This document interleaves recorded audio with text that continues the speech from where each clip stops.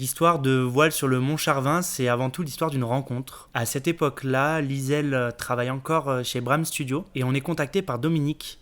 Dominique, c'est une herboriste, c'est une personne qui travaille littéralement avec la nature, qui fait des visites guidées dans le massif de la Belle Donne, si je dis pas de bêtises, et qui vit dans un chalet dans la montagne, dans les Alpes, un endroit que j'affectionne tout particulièrement parce que voilà, les Alpes, tout simplement. Et donc, du coup, elle nous contacte pour s'enseigner pour de la prise de vue. Et nous, à cette époque, on saisit l'occasion pour se dire, ok, on part 2 jours chez elle et on va vivre quelque chose. On va faire des visites avec elle, on va essayer de comprendre sa personne, on va essayer de comprendre son état d'esprit, ce qu'elle veut, ce qu'elle souhaite et dans quelle mesure on peut l'accompagner. On arrive chez Dominique qui fait du couchsurfing, donc du coup on a nos chambres pour pouvoir y dormir et on y passe des sessions de brainstorming, de discussion et ce qui est assez fou, c'est chez Dominique, c'est la vue qu'elle a de chez elle.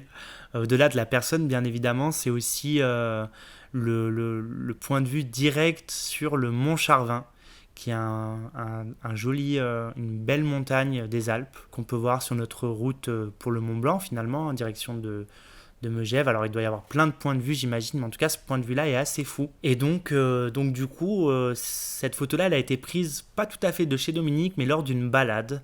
Où nous avons découvert plein de choses de la nature, encore une fois, quoi, de découvrir les herbes, toute la végétation qu'il peut y avoir dans cette période-là. On est au printemps, même si la photo pourrait retransmettre quelque chose de beaucoup plus automnal, on est sur une période où il fait plutôt beau.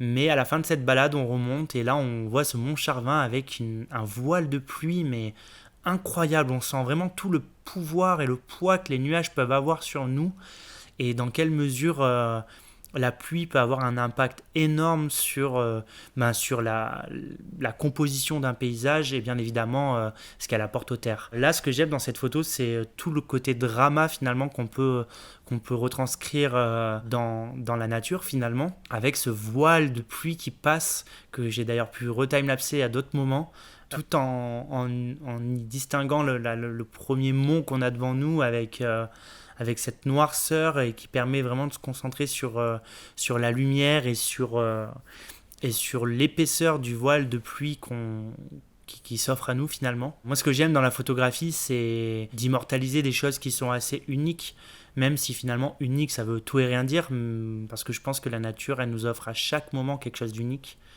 que ce soit un lever, un coucher de soleil, une fleur qui éclot, voilà, un voile de pluie comme on peut l'illustrer, ou encore des lumières, des pastels. Mais là, vraiment, ce que j'apprécie tout particulièrement dans celle-ci, c'est l'importance et le fait que ce voile est si imposant face à nous et qui peut vraiment nous tenir en haleine finalement.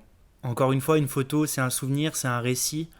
Moi, ce que je retiens, c'est la découverte d'un nouveau territoire dans les Alpes que je ne connaissais pas automatiquement, parce que je connais plus la Vanoise, par exemple, ou d'autres massifs. Ce que je retiens, c'est le moment passé avec Dominique et Liselle à travailler dans un environnement qui est calme, un environnement qui est doux, qui est entouré de nature.